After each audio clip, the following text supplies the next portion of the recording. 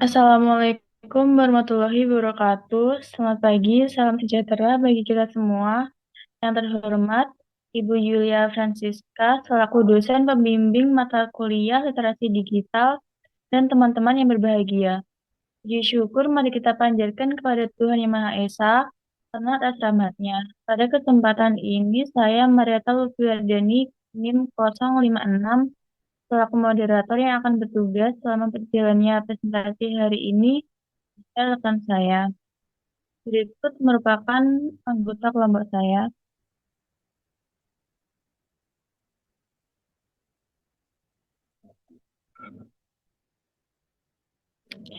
Yang pertama adalah Nabila Aulia Rahmania, NIM 053.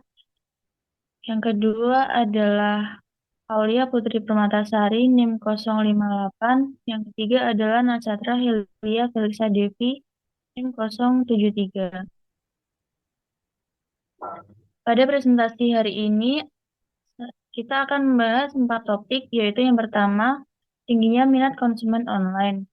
Yang kedua, ancaman yang mengintai konsumen online. Yang ketiga, teknik kejahatan cyber dan pencegahannya. Yang keempat, prosedur perlaporan dan aspek hukum. Untuk materi yang pertama akan dijelaskan oleh rekan saya.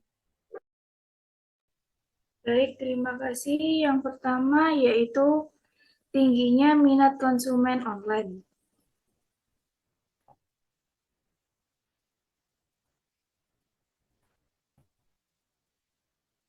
Perilaku pembelanja online Indonesia. Google dan lembaga riset pasar asal Jerman, GfK, melakukan riset bahwa diperkirakan pembelanja online di Indonesia mencapai 81 juta jiwa dari total pengguna internet yang lebih dari 100 juta jiwa. Tidak hanya dari kota besar, mereka juga berasal dari kota kecil. Sudah bisa dipastikan bahwa jumlah tersebut akan terus meningkat dari tahun ke tahun. Belum lagi banyak pilihan gadget seperti ponsel pintar, tablet, dan laptop. Selanjutnya, 5 poin yang dapat diketahui dari riset Google mengenai konsumen Indonesia. Yang pertama yaitu umum. Semakin sering belanja online, maka metode pembayaran mulai beralih yang awalnya bayar di tempat atau bisa disebut dengan cash menjadi menggunakan m-banking atau ATM atau debit. Kedua, late bloomer berpendapatan lebih rendah dari satu perangkat. Sebesar 58% mementingkan kemudahan dan 74% mengutamakan harga murah. Selanjutnya, early adopter, yaitu berpendapatan lebih rendah dengan banyak perangkat. Sebesar 46% lebih suka mencari info dengan research engine, 66% terpikat karena harga murah. Selanjutnya, inovator berpendapatan tinggi dan memiliki banyak perangkat.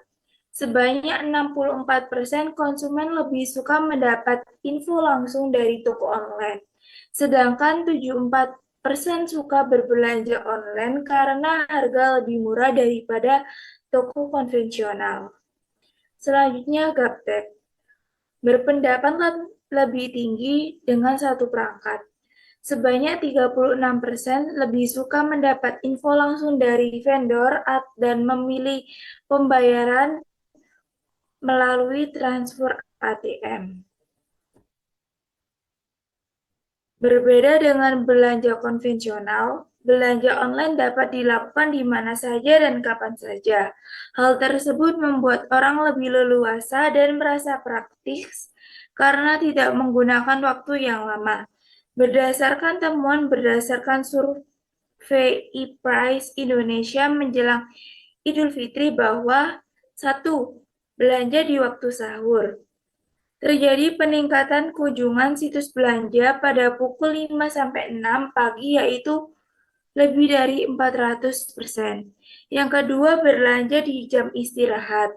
Di jam istirahat kerja seperti pukul 12-13 terjadi peningkatan situs belanja sebesar 50%. Selanjutnya yang ketiga yaitu pertumbuhan konsumen baru pria lebih tinggi daripada wanita. Pada bulan Ramadan, konsumen pria melonjak menjadi 45%, sedangkan konsumen wanita hanya 33%. Selanjutnya, berbelanja di media sosial. Konsumen Indonesia awalnya berbelanja online melalui online shop atau marketplace, namun kini beralih ke media sosial seperti Facebook, Instagram, dan Twitter. Interaksi yang baik antara warganet di media sosial meningkatkan rasa percaya dan kemudahan bertransaksi. Konsumen cenderung merasa aman dan praktis karena tidak melalui prosedur yang rumit. Survei APJII pada 2016 menunjukkan bahwa 82,2% atau 62 juta orang Indonesia lebih senang berbelanja di online shop, di Facebook dan Instagram, dan 6,1 juta orang melakukan transaksi belanja online lebih dari sekali dalam sebulan. Hal ini membuat pelaku e-commerce lebih banyak terjun ke media sosial. Baik, selanjutnya akan dijelaskan oleh rekan saya.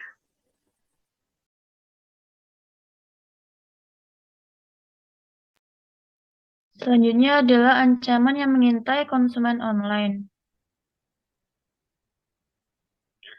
Modus kejahatan cyber pada konsumen yang pertama adalah harga sangat miring. Kita pasti sudah sering melihat postingan menarik di Facebook atau Instagram yang menjual produk dengan harga sangat miring. Misalnya sebuah akun all-shop menawarkan iPhone 7 seharga 3 juta saja. Alasan penjual produknya bisa murah karena bebas pajak atau refundisi. Banyak konsumen awam percaya dan mentransfer uang ke rekening tertentu. Namun barang yang dipesan tidak kunjung tiba atau ada juga yang tiba namun ternyata bukan iPhone 7 melainkan iPhone 4 bekas yang harganya sudah sangat jatuh. Yang kedua adalah menawarkan produk yang belum beredar. Ada istilah pre-order atau ready stock, yaitu mengajak konsumen memesan dan membayar produk yang belum ada di pasaran. Biasanya konsumen rela membayar berapapun yang diminta agar segera memiliki produk impiannya. Ketika waktu yang dijanjikan tiba, akun all shop penipu raib begitu saja dan uang konsumen pun hilang. Ketiga adalah promo, diskon, atau bonus menarik. Kita semua pasti tertarik dengan promo, ada pula bonus atau bingkisan yang dijanjikan apabila pembeli memesan langsung dalam jumlah besar. Semua membuat konsumen tergiur sehingga dengan mudah mentransfer jumlah uang. Namun setelah itu si penipu pun menghilang, tidak bisa dihubungi, bahkan akun konsumen diblokir. Yang keempat adalah memberi resi palsu. Modus lain yang tak kalah marak adalah mengirim resi palsu, sehingga pembeli yakin barang pesanannya sudah dikirim. Dengan begitu, korban tidak banyak komplain ketika harus menunggu setelah mentransfer uang. Yang kelima adalah mengklaim toko offline orang lain. Untuk lebih meyakinkan konsumen, ada saja oknum yang mengklaim bahwa mereka mempunyai toko offline. Biasanya mereka memotret toko orang lain memakai nama, alamat, dan nomor telepon toko tersebut di akunnya. Contoh kasus pesanan kosong uang tak kembali. Nina memesan 6 buah baju di All Shop Yogyakarta melalui akun Instagram. Setelah disepakati, terjadilah transaksi dengan transfer ke rekening All Shop. Tiba-tiba pihak All Shop menghubungi Nina berdalih bahwa karena pesanan tertentu tidak ada. Karena kecewa, Nina minta uangnya dikembalikan. Pihak All Shop menyatakan bersedia dan minta agar ditunggu.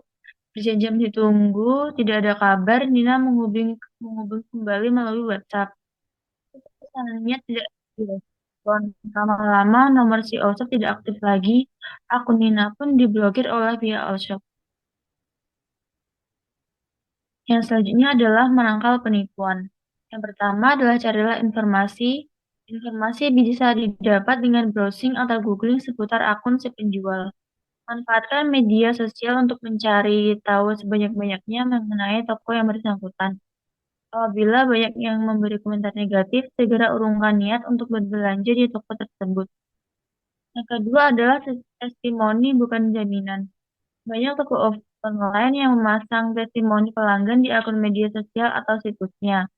Testimoni bisa saja dibuat sendiri oleh oknum penipu dengan memakai identitas palsu atau identitas milik orang lain. Yang ketiga adalah simpan bukti transaksi. Dengan menyimpan semua bukti transaksi akan mempermudah pelacakan jika kasus tersebut diproses secara hukum. Dan termasuk bukti transaksi adalah formulir pemesanan, bukti transfer, riwayat percakapan online, dan riwayat email. Selanjutnya adalah minta nomor resi pengiriman. Nomor resi merupakan bukti bahwa produk yang dipesan benar-benar sedang dalam proses pengiriman. Apabila penjual bersikeras tidak memberikan nomor resi, konsumen wajib curiga. Namun hati-hati pula dengan resi palsu. Contoh kasus modus klasik komplotan penipu. Pembeli yang tergiur memesan suatu produk sebaiknya ekstra waspada. Sebab penjahat cyber kian merajalela, ada kemungkinan mereka merupakan komplotan besar. Komplotan penjahat cyber ini menawarkan beragam produk. Mereka terdiri dari 5 orang yang berdomisili di Sidrap, Sulawesi Selatan. Masing-masing punya peran berbeda yang saling mendukung. Misal, si H berperan sebagai pemilik rekening yang menampung uang hasil kejahatan, mengecek saldo, melakukan pembagian data kejahatan. Dia dapat keuntungan 15% dari hasil penipuan. Ted berperan sebagai eksekutor bertugas mencari korban yang di CPNR. Modusnya sangat klasik, meyakinkan korban bahwa mereka menjual barang. Setelah korban mentransfer uang, barang pesanan tidak pernah dikirim. Untuk materi selanjutnya akan dijelaskan oleh rekan saya. Materi selanjutnya yaitu teknik kejahatan cyber dan pencegahannya. Penipuan cyber kini sangat marak terjadi. Hampir semua orang di dunia menggunakan handphone dalam berkomunikasi, memudahkan penipu untuk melakukan aksi kejahatannya. Penipuan ini menggunakan teknik-teknik khusus. Teknik ini mampu mengelabui konsumen tanpa ada interaksi dengan pelaku kejahatan, sebab didukung teknologi. Teknik kejahatan cyber ini tidak secara langsung disadari konsumen, namun kerugian materinya pun tidak secara instan terjadi. Namun justru lebih berbahaya karena memanfaatkan informasi pribadi konsumen yang dapat dimanfaatkan untuk tujuan-tujuan kriminal. Teknik kejahatan cyber yang pertama yaitu spamming. Pengguna media sosial pasti pernah mendapatkan pesan-pesan menarik disertai dengan link. Pengguna internet yang awam pasti dengan mudah percaya dan mengklik link tersebut. Terkadang email juga menjadi sasaran pelaku spamming. Sebenarnya apa yang dilakukan spammer beragam, mulai dari iklan hingga virus yang dapat menguasai gadget kita. Tips agar kita terhindar dari spamming yang pertama yaitu amankan akun dengan mengganti password. Yang kedua, blok akun spam. Yang ketiga, periksa riwayat login. Keempat, periksa isi postingan. Kelima, cek aplikasi yang terhubung dengan email. Keenam, laporkan spam ke pihak penyedia email. Dan yang terakhir yaitu jangan pernah mengklik link dari pihak yang tak dikenal. Yang kedua yaitu phishing. Phishing merupakan kelanjutan dari spamming. Ketika konsumen mengklik link, maka akan digiring ke situs palsu. Di situs palsu tersebut, konsumen diminta melakukan registrasi dengan mengetik semua informasi pribadinya, yaitu nama, alamat, email, tanggal lahir, nomor rekening, bahkan nomor kartu kredit. Konsumen akan dirugikan karena data mereka akan dibuat dengan tujuan negatif seperti jual beli atau lebih parah aksi carding. Tips agar kita terhindar dari phishing yaitu yang pertama jangan pernah percaya dengan nama pengirim sebab penjahat cyber sering menggunakan nama palsu. Kemudian hindari mengklik link yang dikirimkan. Yang ketiga, jangan takut dengan ancaman. Yang keempat, selalu perbarui antivirus di laptop. Yang kelima, apabila sudah terlanjur mengklik link, sebaiknya segera ganti password akun. Dan yang terakhir, jangan mau mengetikkan semua data pribadimu di situs yang tidak terpercaya.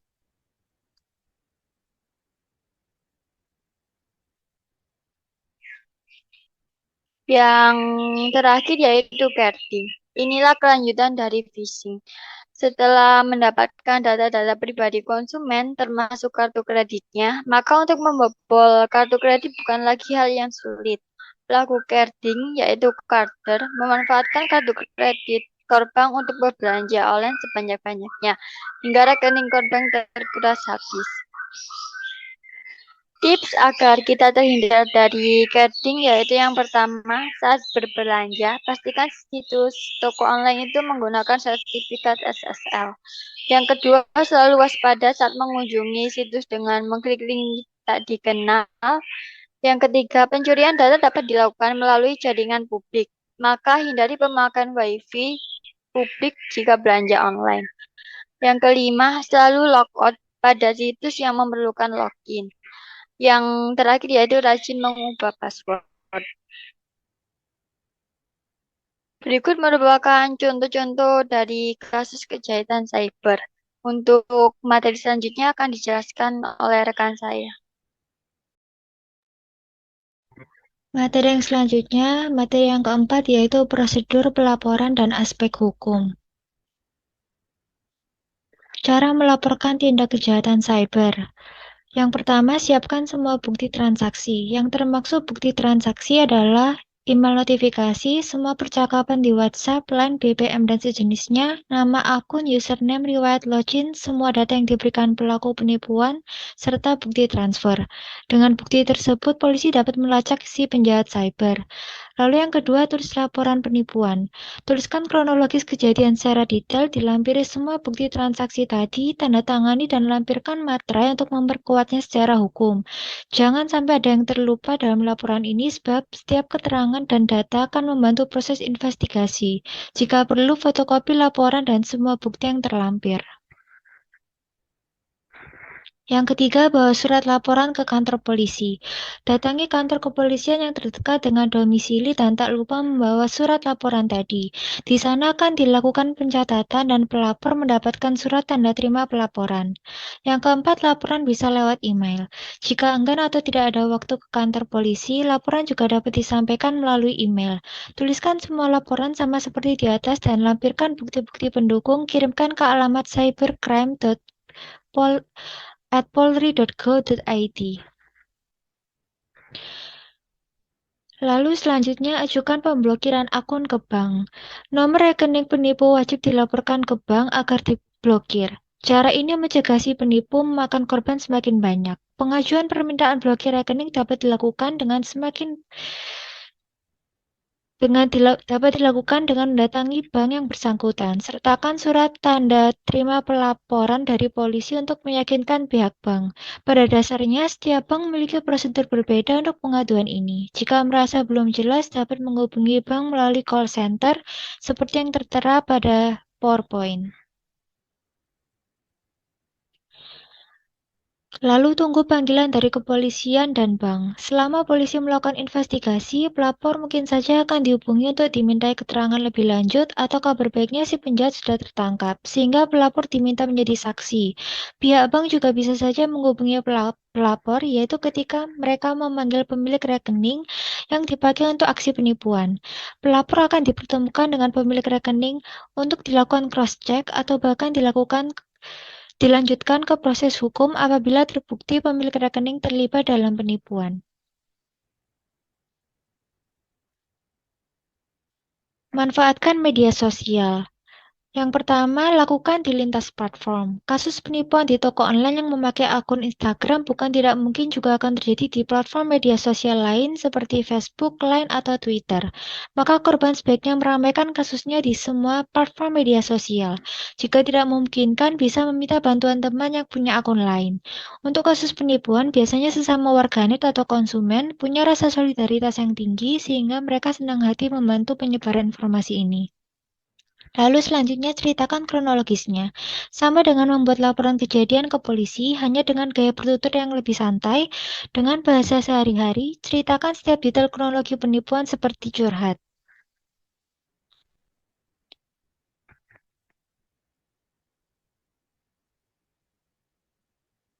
Sebutkan data pelaku. Tidak perlu mengumbar data korban, tapi lebih utamakan mengumumkan data pelaku seperti nama akun toko online yang dipakai, nama dirisi pelaku, nomor kontak pelaku, foto pelaku jika ada, produk yang dijual dan ditawarkan, screen capture beberapa percakapan agar warganet lain waspada dengan gaya bertutur si penipu.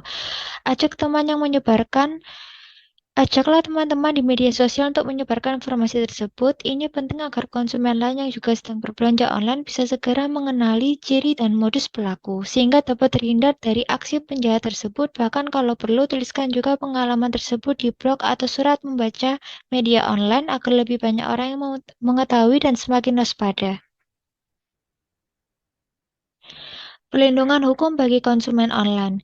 Landasan pelindungan hukum konsumen online adalah Undang-Undang Nomor 8 Tahun 1999 tentang Pelindungan Konsumen (UU-PK) dan Peraturan Pemerintah Nomor 82 Tahun 2012 tentang Penyelenggaraan Sistem dan Transaksi Elektronik (PPPSTE). PPPSTE sendiri merupakan turunan dari Undang-Undang Nomor 11 Tahun 2008 tentang Informasi dan Transaksi Elektronik (UU ITE). Penipuan terhadap konsumen online oleh penjahat cyber yang mengatasnamakan toko online adalah pelanggaran terhadap hak konsumen. Pasal 4 UU PK menyebutkan hak-hak konsumen adalah hak atas kenyamanan, keamanan, dan keselamatan dalam mengonsumsi barang atau jasa, hak untuk memilih barang atau jasa, serta mendapat barang atau jasa sesuai dengan nilai tukar dan kondisi serta jaminan yang dijanjikan, hak atas informasi yang benar, jelas, dan jujur mengenai kondisi dan jaminan barang atau jasa, hak untuk didengar pendapat dan keluhannya atas barang atau jasa yang digunakan, hak untuk mendapat advokasi, perlindungan, dan upaya penyelesaian sengketa perlindungan konsumen secara patut, hak untuk mendapat pembinaan dan pendidikan konsumen, hak untuk diperlakukan atau dilayani secara benar dan jujur serta tidak diskriminatif, hak untuk mendapat kompensasi ganti rugi atau penggantian apabila barang atau jasa yang diterima tidak sesuai dengan perjanjian, dan hak yang diatur dalam ketentuan peraturan perundang-undangan lainnya. Kewajiban pengelola toko online sesuai pasal 7 UU PK adalah yang pertama, beritikat baik dalam melakukan kegiatan usahanya, memberikan informasi yang benar, jelas, dan jujur mengenai kondisi dan jaminan barang atau jasa, serta memberi penjelasan penggunaan, perbaikan, dan pemeliharaan, memperlakukan atau melayani konsumen secara benar dan jujur, serta tidak diskriminatif, menjamin mutu barang atau jasa yang diproduksi atau diperdagangkan berdasarkan ketentuan standar mutu barang atau jasa yang berlaku, memberi kesempatan kepada konsumen untuk menguji atau mencoba barang atau jasa tertentu, serta memberi jaminan atau garansi atas barang yang dibuat atau diperdagangkan, memberi kompensasi ganti rugi atau penggantian atas kerugian akibat penggunaan, pemakaian, dan pemanfaatan barang atau jasa yang diperdagangkan, serta memberi kompensasi ganti rugi atau penggantian apabila barang atau jasa yang diterima atau dimanfaatkan tidak sesuai dengan perjanjian. Barang tidak sesuai yang dijanjikan. Kasus yang sering terjadi adalah saat konsumen dikecewakan karena barang yang dipesan tidak sesuai dengan yang dijanjikan penjual. Biasanya ini modus penipuan paling umum dan sederhana. Misalnya konsumen memesan sepatu merek A dengan harga Rp300.000. Sebelum mentransfer uang, penjual mengaku sepatu itu ada. Setelah transfer dilakukan, mendadak penjual mengatakan sepatu itu ada tapi warnanya berbeda atau tipenya berbeda. Konsumen semestinya berhak mendapat pengembalian uang karena sudah dikecewakan.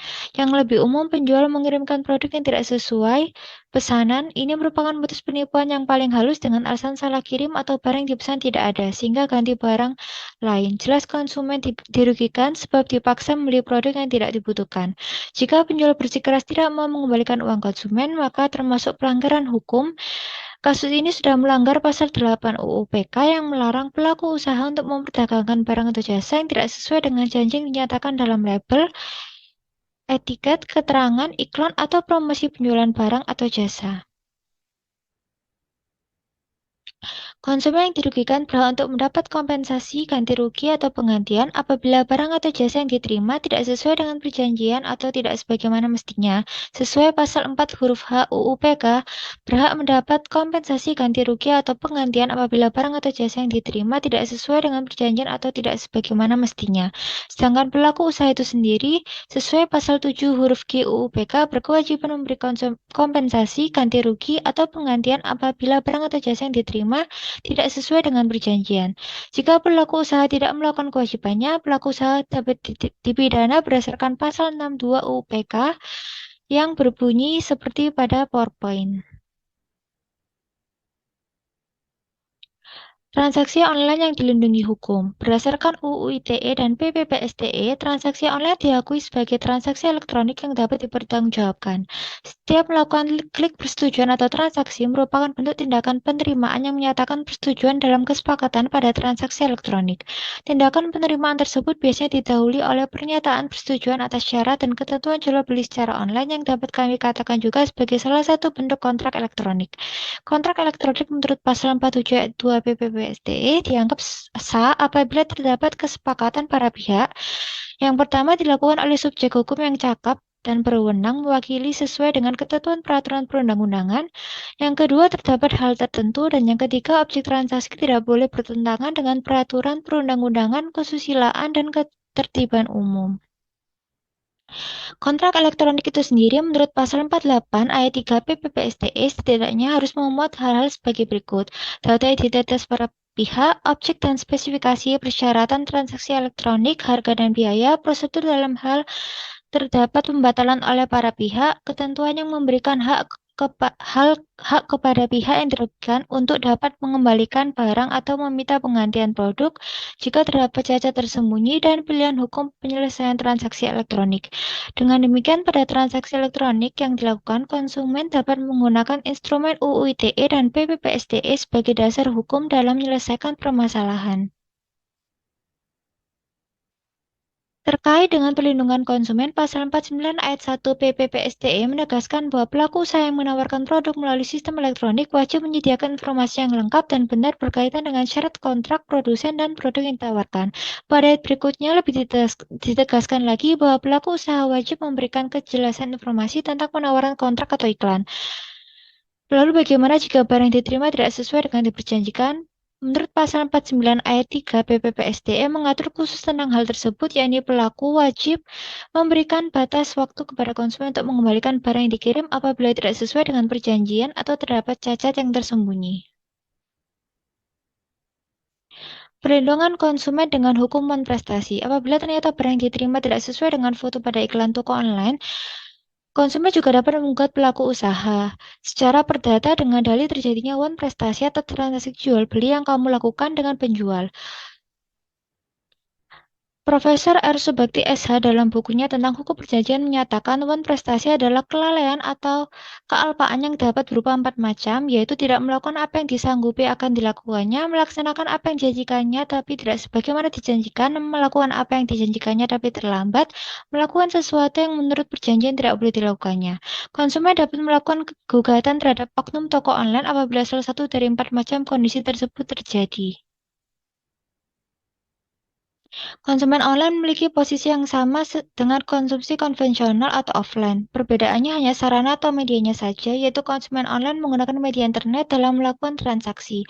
Langkah yang diambil sedikit lebih panjang sebab penjahat cyber melakukan penyamaran dalam beraksi. Mereka menggunakan nama, foto, identitas palsu. Penjahat yang sudah canggih bahkan mampu menyamarkan nomor IP atau Internet Protokol dalam beraksi, sehingga menyulitkan pihak berwajib dalam melacaknya. Namun pihak kepolisian sudah tidak kalah canggih dan pintar dalam mengenali tipu daya penjahat cyber.